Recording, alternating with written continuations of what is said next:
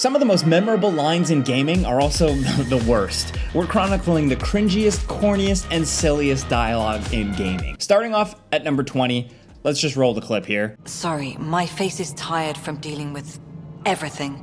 And right now, I just want to know what happened with Alec. We're starting strong with one of the worst first impressions in gaming. Mass Effect Andromeda had so much to prove, and BioWare unfortunately whiffed hard with something that should have been a slam dunk. Andromeda is the next-gen sequel to the big-budget hit series Mass Effect, and it went down really poorly. So poorly that we're still waiting for another game 7 years later. This line appears pretty early in the adventure when players have started to realize something is very wrong with this game. Before you can have fun shooting stuff, you're stuck in a really boring intro with worse versions of our favorite companions from the previous games doing nothing really all that interesting, and the sense of boredom only grows once you actually land on a planet, but that's for later. Arriving at the Nexus in the Andromeda Galaxy in a state of chaos, you'll need to talk to an unpleasant bureaucrat named Foster Addison. It's a combination of her flat effect, her weird, pointless, passive-aggressive dialogue, and her awful character animation that makes this dialogue so bad. This poor voice actor didn't even have a chance at saving this line. Now, what makes this really stand out is the animation. At launch, this game had some borked facial animations. Like, she's talking about her face at a time when the facial animations were the meme. They were the hot button topic. Like I said, later patches and revisions made the animation look better, but it never looks good. Always kind of uncanny and weird and stilted. We really wanted the best for you, Mass Effect Andromeda, but this one bad line is a great summary of a lot of what went wrong. Next, over at number 19, we have to talk about Chaos. Roll it. All I care about is seeing Chaos dead. I need to. It's not a hope or a dream. It's like a hunger, a thirst. This is a line that gained instant meme notoriety, and for good reason. All the self-serious chaos, hate bubbling up in the early hours of Stranger of Paradise is funny for all the best reasons. Right from the start, we know big, tough, manly man Jack isn't messing around. This dude really, really hates chaos. He isn't just here to say the word chaos. No, he's gonna kill chaos. All his friends hate chaos too. No, don't ask them. Jack says it all. Like, we're here to kill chaos. That's the whole thing. It was the trailer at the time. The trailer is plastered with different variations of the same line. Looks like chaos has been waiting for us. And the starting mission is just packed with increasingly edgy dialogue from a very strong boy that really has some issues with the concept of chaos. There's nothing better than good, bad dialogue in the game, and we're not gonna say the actors are responsible for any of these. Even in the worst games, they're really doing what the writers and directors are asking them to do. My mission is to kill chaos. That's all I know. But everything in Stranger of Paradise is so confusing and weird. And by the time you get to the end, you realize that you never technically even fought Chaos. The joke is complete. A game about the tiny sprite people in the first Final Fantasy on Nintendo didn't need a dark retelling, but we got one anyway. Hey, at least this is memorable. Next, over at number 18, we're doing one of my personal favorites from Mortal Kombat 4. Roll the clip. Going somewhere, Jarek? Jax! I thought you were going to... Thought I was what? Dead? Like my partner you just tossed off the cliff? I'm sorry, Jax. Please, don't drop me. Wait, I promise. Too late, Jarek. You can't drop me. You have to uphold the law. You have to arrest me. Wait, this is brutality. You can't do it. Wrong, Jarek. This is not a brutality. This is a fatality. The Mortal Kombat 4 endings are just out of this world. They're things that you watch, they're cheesy, maybe the resources weren't there, everything about them are silly and rough and arguably bad, but these endings need to be seen to believe, and the Jax ending really takes the crown. Sure, the part where Jax says the immortal line is the best part, but the entire ending is solid gold. Starting with Sonya confronting Jarek, does anybody even remember who he is? We have to do a quick play-by-play here just to make sense of the ending for ourselves. Buckle up. The criminal throws himself off the ledge in this absurd, goofy scream, and then the tables turn when he pulls Sonya to her apparent death. That's one way to kill a character. Sonya, this is Major Briggs. Gameranx, come in. Sonia, this is Jax. Are you there?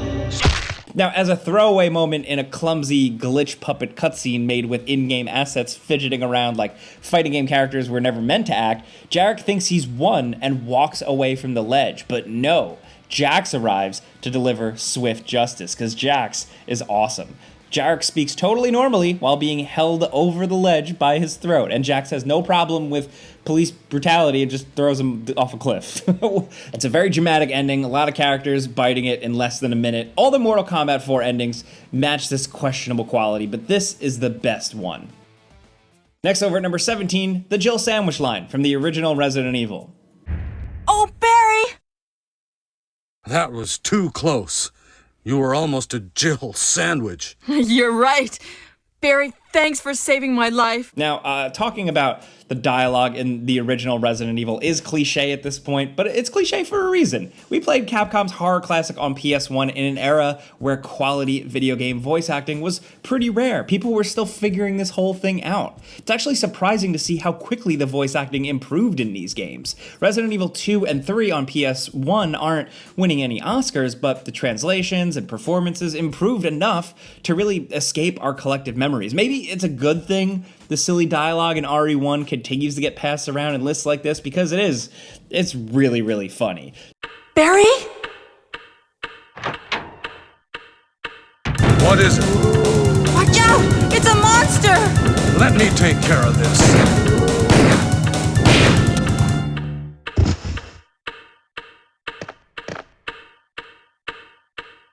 What is it? Kenneth was killed too. Maybe by this creature.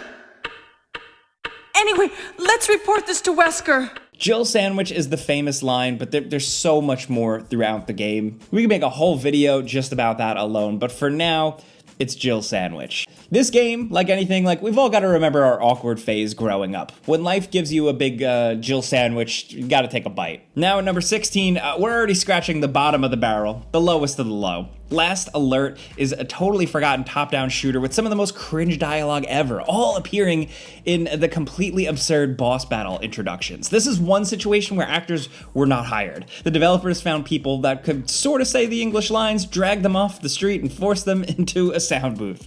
The boss intros of Last Alert are the work of totally confused, possibly drugged amateurs, or their deliberate acts of sabotage by frustrated developers. I don't know, I'm sure there are answers. I thought I'd find you here. I thought we'd always do things together, even when we die. We've received a report that Lloyd and the Force Project jointly developed a stealth aircraft. You're not expecting me to steal it. That's what I want. Spartan has already infiltrated into Lloyd's frontline base, Blue Rhinos. He'll be your assistant on this mission. Well, I owe Lloyd and the Force Project one, and I always make it a rule to get square with these guys. But the mystery is more fun to imagine. And if we're being totally real with ourselves, this is the only reason to think about the game Last Alert in 2024. Next, over at number 15, it's Resident Evil 4. The original version of Resident Evil 4 is a goldmine of corny dialogue and absurd exchanges, the kind of stuff that made us laugh, as much as the game also was creepy. Look, as far as lines go, all the dialogue in Resident Evil 4 belongs on a best lines list, as far as I'm concerned, but they're all so weird and awkward and objectively odd that, it's kind of charming. So what is this line all about? While infiltrating a giant castle, Leon and his tiny man nemesis Salazar spar with words, talking over a hijacked codec line, essentially. I'm paraphrasing. But Leon proves he's terrible at improv. Instead of yes-anding Salazar's premise, he denies being part of Salazar's script at all. Salazar's weird refusal to drop the analogy continues with the next line, which is straight up bizarre. He says this. Well then, why don't you show me what a first-class script is like through your own actions? So, does Salazar want Leon to follow his script, or does he want Leon to dictate what's in the script? Or, look, it's better we don't think about it. It's still silly. It's ridiculous. Next, over at number 14, Ace Combat 6, and this is the epitome of cringeworthy stuff. This game sets itself up as a somewhat grounded war story about a nation's invasion and subsequent occupation by a foreign power. While the nations are fictionalized, the military weapons and the setting are pretty identical to our own. You'll fly real fighter jets and bombing buildings that look modern. That lends the entire game a serious edge. at least until people start talking. Most of the game is pretty standard, silly translation stuff. Nothing too egregious, it happens. Until children start telling occupiers to go dance with the angels, which is kind of like telling someone to go die.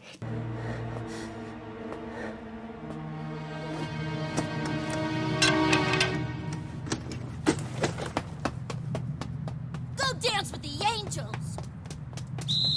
There goes my spare clothing. The angels are the unstoppable pilots. Dancing is like dogfighting. Sure, I can understand all that logically, but emotionally it feels wrong. It doesn't sound right. It's like someone getting bullied, throwing out a Shakespeare quote to his own bully. Like, it's way too flowery to ever strike fear in a hardened occupier's heart. They'd mostly be confused. I know I was confused when the game had characters repeat this line like roughly 10,000 times over the handful of hours it takes to complete the campaign.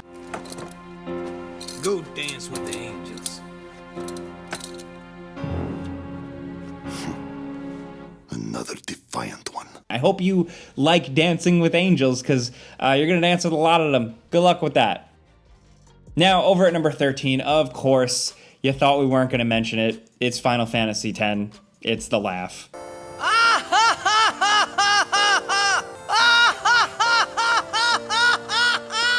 Okay, look, it's a whole thing, it's a meme. The defenders aren't wrong. This is meant to be funny. It's meant to be an embarrassing moment where the main character, trying to fake it till he makes it, pretends to be happy by laughing like a weird robot and forcing it. While it's well and good, it still feels like being shot through the heart with poison whenever we hear it.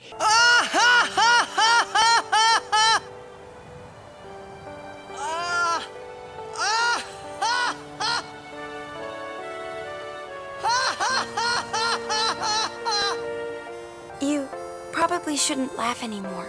And we can't even blame the English voice actors. You know, James Arnold Taylor here, the voice of Titus in North America, they're true professionals. Often the best of any project they're part in. But there's no saving this laughing bit. It's just rough. But it's only because it's a scary revelation we only discovered recently. The laughing dialogue in the original Japanese version is far worse. It doesn't even sound human. Listen to this. Next, over at number 12, we've talked a lot about bad translation and dubbing in this list so far, but we've got to reach the pinnacle here. This is the flashpoint where bad acting and bad dialogue mix to create something real special. There's nothing quite like the bad voice acting in House of the Dead 2.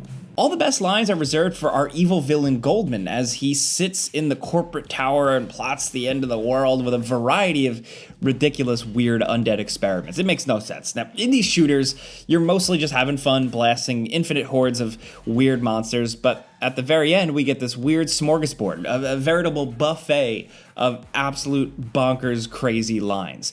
I've been waiting for you, friends. Goldman! Do you know what you're doing? I'm fully aware of what I'm doing. Can't you see? Man committed a sin, disturbing the life cycle of nature.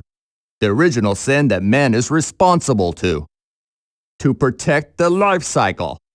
I have made a creature to rule over mankind. This is the final battle. Show yourself. Our new ruler, the Emperor. Read by someone that has a cursory knowledge of the English language, but hey, like, he's trying his best. The whole speech is a wonderful piece of nonsense. Try it with your friends. Good luck with that. Next, over at number 11, Metroid Other M, which almost killed Samus, like literally one of the coolest space bounty hunters in video games. The original strong female protagonist was about to be thrown into the dustbin of gaming history after Other M. A game that exposed Samus in the worst way by revealing she's both extremely boring and also nowhere near as cool as our imaginations led us to believe. We've got Metroid Dread and Metroid Prime 4 to course correct, but back in 2010, things weren't looking so good for Samus. Just watch the opening introduction of Metroid Other M. Never again would I encounter the baby. Never. The finality of it struck me once again. Mission completed. The planet Zebes was annihilated, and all Metroids were exterminated. A simple report, almost dull even, but it felt momentous to me. Honestly, the game itself isn't that bad. Going back after the initial shock of the story has worn off, there's really nothing wrong with the game, except that story. The opening cutscene involves Samus picking up a distress signal called the Baby's Cry from a place called the Bottle Ship, because there's a baby and a bottle, and there's a baby Metroid and Samus's brand new mother issues. I can't make any sense of this nonsense. This is like weirdly obvious and on the nose and painfully dry, and Samus's droning voice filling in blanks we didn't really need to be filled. Samus explains like what a baby's cry is in this cutscene, and we have confirmation the actress was told to deliver her lines exactly as they're presented in the game. This was their vision for the game. Maybe it was a good thing the series took a break for a while. Hey, still, we're happy to have it back. We still love Samus. Next, over at number 10, there's a Christopher Walken impression in Dead to Rights. Yes, Dead to Rights. I mean, throw a dart at any individual moment in Dead to Rights. A game that, you know, I really liked, but definitely only existed because, you know, Max Payne was very influential at the time, but like, you get an absurd piece of dialogue, a bad line read, or just a baffling cutscene often here. Let's combine all three with an early level where our hero Jack hunts down the sleazy strip club owner Augie, and while he's infiltrating the club, his girlfriend performs a striptease dance sequence that's also like just like a really awkward, embarrassing moment in video game history.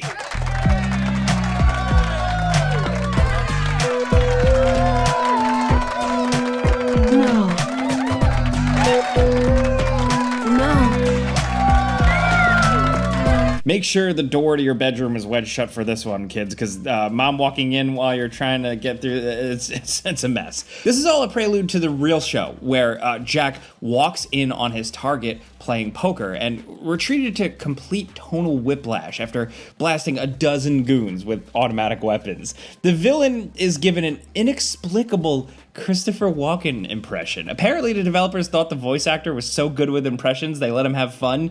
The results are fun for all the wrong reasons. This guy sounds completely ridiculous in a way that we'll never forget. He only has a few boring stock lines. The words themselves don't really matter. It's all about how he says them. It's the delivery. And this delivery is just self-indulgent to the extreme. Whoa, Officer Slade. What brings you out on a night like tonight? You want to join us? $100 ante? Or is that too rich for your cop salary? It's real simple, Blatz. You lie, you die. I want to know why your boys knocked off my father tonight. Whoa, hey, your old man's dead. Gee, I'm all torn up by the news. Yeah, you will be. Take him down! Next over at number 9, speaking of self-indulgent to the extreme, as much as we love the guy, there's no way we couldn't get through this without mentioning a Hideo Kojima game. This man takes the biggest swings, both emotionally and conceptually, and not every single choice completely works. Sometimes they're meant to be funny, sometimes they're serious, and sometimes we have no idea. Chalk this one up as no idea, because the ending of Metal Gear Solid 5 is a strange mess. And honestly, I don't know if we can even blame Big Kojima for this one, but let's get into it. Very late in the game, player character Big Boss is taken to the secret hangar where a new model of Metal Gear is being prepared. So before it can be launched, the machine is hijacked by a psychic child you may or may not remember, and his living fireball friend that you also may or may not remember, and they're trying to start World War III. Also, this psychic child later joins a terrorist group and threatens the world with a totally different Metal Gear armed with nuclear weapons. Anyway, this is just sort of the thing that happens in these games. Big Boss watches on as this Metal Gear slowly walks on its own, all while the main villain, Skullface, which, yes, that's his name, he bellows dramatically at the machine. Wait!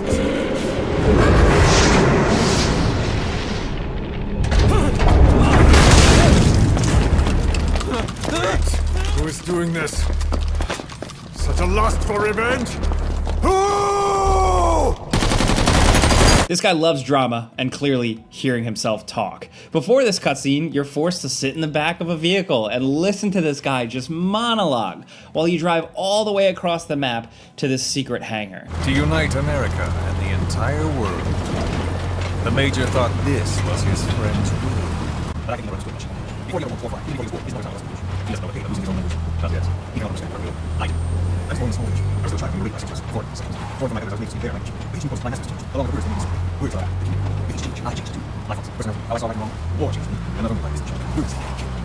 Now, the end of Metal Gear Solid 5 is controversial because we really don't know how much of the game was actually completed by Hideo Kojima himself. There are reports, rumors, speculation all over the place. Either way, this ending sequence just has some of the weirdest moments and the funniest lines.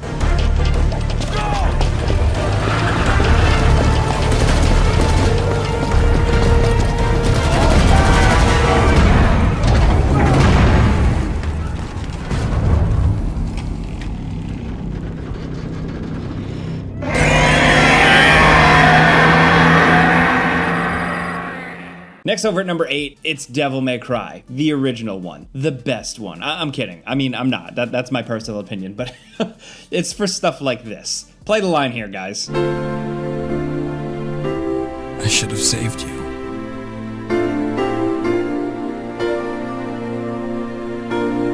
I should have been the one to fill your dark soul with light! The despair, the agony, the emotion. We started Devil May Cry hoping for like a hype action game where you fight weird monsters in a spooky castle with guns and swords, and what we got was cinema here. Okay, this is another infamous Capcom line that's been parodied and repeated to death, but we just had to hear it again. The sobbing cry, the weird line read, and everything about this awkward line just doesn't work, and it makes us laugh. We should be filled with adrenaline and high-octane, extreme action feelings, but instead we're just surprised by Dante's desire, his drama. We want to fill your dark soul with light, Dante. It'll be fine, man. Get over it. And considering how much Devil May Cry 3 in the series informed his character, it's hard to imagine this pouting crybaby in the iconic red coat. Dante is usually effortlessly cool. I love Devil May Cry 1, but sometimes going back to it feels like traveling to another dimension. You should be used to this sort of thing.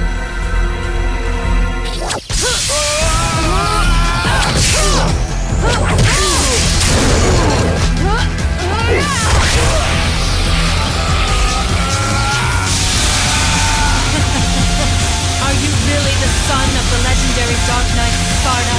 Didn't your daddy teach you how to use a sword? Sword. Time to go to work, guys.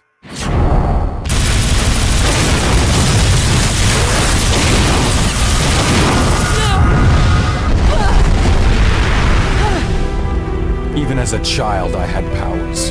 There's demonic blood in me. What strength? Next, over at number 7, Crispy Critters from Atomic Heart. Oh boy. Now, this is a game about the corrupt heart of communist utopian dreams and stuff.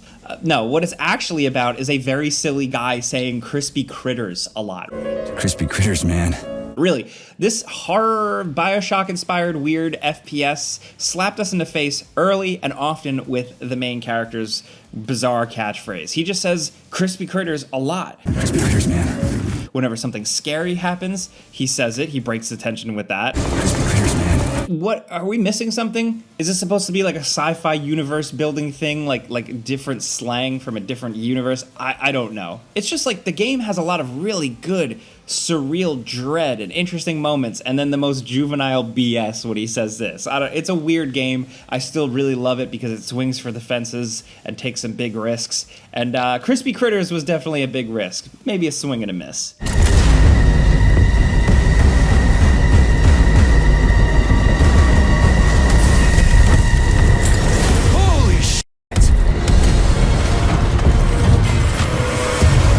Next, over at number 6, we've mostly stuck to cutscenes and critical dialogues, stuff you'll never miss. Cutscenes are important for plenty of video games, but it's the incidental dialogue that really immerses you. Like whenever guards in a sneaking game talk, they're not just making you feel more connected to your environment, they're also sharing possibly important information you need to know. Is a guard alerted? Are they hunting you? Have they given up?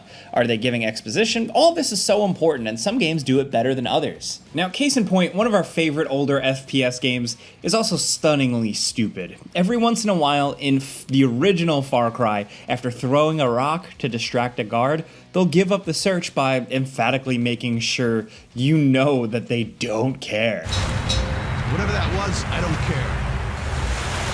Don't know what that was. Found him! He really should care. This has to be a breach of protocol, and the guards are like this everywhere. They all bark like college frat bros after eating like a lot of sugar or something. They're all hyped up. They're all jacked up. And this completely ridiculous little line from the original Far Cry is so wrong we'll never forget it. This guy doesn't care, so why should we? Whatever it was, it's not worth our trouble. Get that! There you are! I'm coming for you!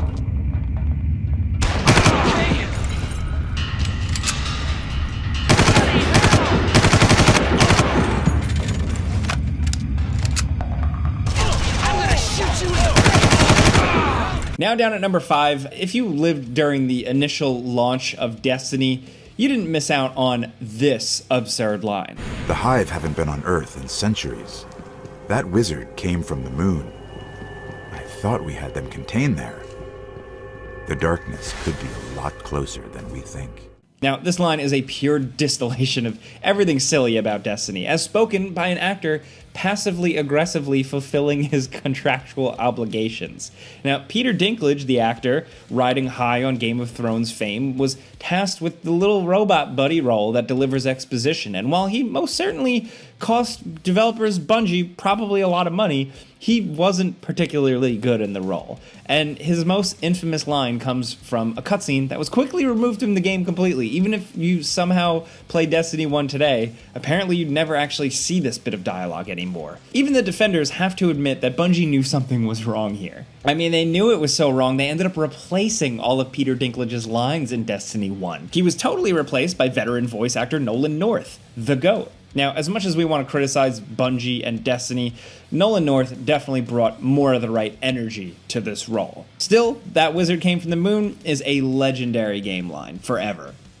Next over at number 4, Forspoken. Now, Forspoken is the punching bag. It's Square Enix's attempt at an open-world, magical action game, and it was hampered from the start. You can only assume that this game was designed specifically for, like, the Buffy crowd, a kind of MCU quirky, quippy type of writing that's gotten pushback from people, and I think this is also probably one of the worst examples of this style of dialogue, because that has to actually be funny. If the developers had a time machine, maybe the lines wouldn't get ragged on as much, but it's also worth stating that some of these lines are really bad. Listen to them. Did I just do that? Well, definitely with my assistance. I did not just do that. We did. I just moved it with my mind. Perhaps our connection has somehow awoken some abilities. I just moved it with my mind. I just keep hearing I. I just moved with my freaking mind! Yeah, okay, that is something I do now. I do magic, talk to sentient cuffs, kill jacked up beasts. You know what? I'll probably fly next. Now you're just being ridiculous. Oh, that's too far. Good to know there's a line. If you could just master these new abilities, with my help, of course. Did you not just see me take out that gnarly beast? Oh, bring it, you mangled monsters. Now, we've talked about Forspoken before, but it can't be ignored. When it comes to bad lines, this game is like the reigning modern-day champ. These lines aren't really funny, and they aren't fun. They're kind of the opposite of so bad they're good. They're just bad. And there's a lot of them here. This is a sea of bad lines crashing against us like waves on a beast. Forspoken isn't an endurance test because it's a long game with a giant map full of like boring stuff to do. It's because you'll need to build up a tolerance to the weird, annoyingly quippy, unfunny dialogue. Athia? Who's there? And technically not Earth. Well, not what you would call Earth anyway. I swear to God, asshole, show yourself. Show myself? I've shown. I'm showing. I can't get more showed. Show myself indeed. Where are you? Right here, at the end of your arm. The thing that you so fruitlessly tried to remove. Oh, hello, yes. Oh, perhaps you're smarter than you look. No. Yes. No. Yes. You, the one talking to me right now, or this cuff? Now at number 3, we're hitting all the classics here. Zelda Wand of Gamelon is a game that shouldn't have ever existed, and it's the type of game Nintendo would never allow to happen again. 3 Legend of Zelda games were developed outside of Nintendo for little-known Philips CDI console, and look at this, like the results speak for themselves. Link, The Faces of Evil, and Zelda, Wind of Gamelon are legendary for their bewildering cartoon cutscenes. If you've ever seen a pixelated cartoon Link saying he can't wait to bomb some Dodongos, then you know what we're talking about here. That old Ganon's no match for the king. Link, go to Gamelon and find my father. Great! I can't wait to bomb some Dodongos! Now, in Wand of Gamelon, the deranged visuals get even weirder when Zelda hunts down an evil wizard, defeating him with some random item. Every boss is defeated by throwing a single item at them. He melts into a puddle. And then after, the guy exclaims, "You killed me," Zelda replies with perfect comic timing. You've killed me! Good. This might be the best exchange of dialogue on the list. It's quick, it's effective, and it lives rent-free in all of our brains. Whenever anything bad happens, I wish we could just speak with the same cold authority as Zelda. Of course I'm on your side, but I still have to sell the stuff. Just pick what you want. I'll handle the rubies. Now down at number 2, does a single sound effect count as a line? We're gonna count it here, because the bizarre grunt from the crate-moving minigame in Shenmue 2 might be the most singularly unconvincing thing in the entire game. Okay, unless I tell you otherwise, keep pushing forward. Sure. Yeah. Now all the voice acting in Shenmue 2 is unique, let's go with that, but this grunt is just a very special sound. It makes us laugh every time we hear it. Yeah. Left. Yeah. It's so good that the developer of the underground indie JRPG, Lisa, The Painful, used this same grunt as a sample for the bodybuilding boss music. And now, before we leave Shenmue behind, it is really worth mentioning that Shenmue 3, more recently, managed to get back most of the same voice actors, like a full 18 years later. That's dedication to this stuff. Whether you love it or hate it, we respect it. Yeah. Right. Yeah. Right.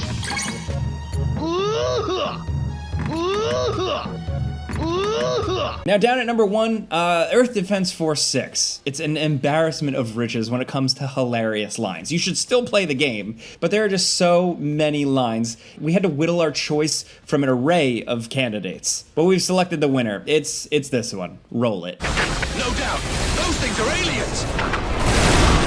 This is not just a world war, it is a space war.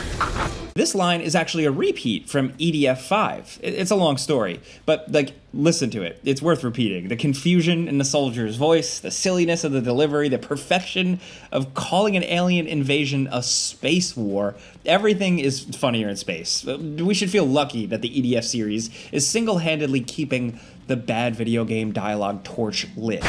No doubt, those things are aliens. This is not just a world war, it is a space war! The gigantic ship is ascending! Leave the gigantic ship to the Air Force. Ground troops, shoot down the drones. It's absolutely purposeful, according to the fans. The English translations are borderline incoherent at times, and we love them for it. Now, here's hoping that the space wars never stop.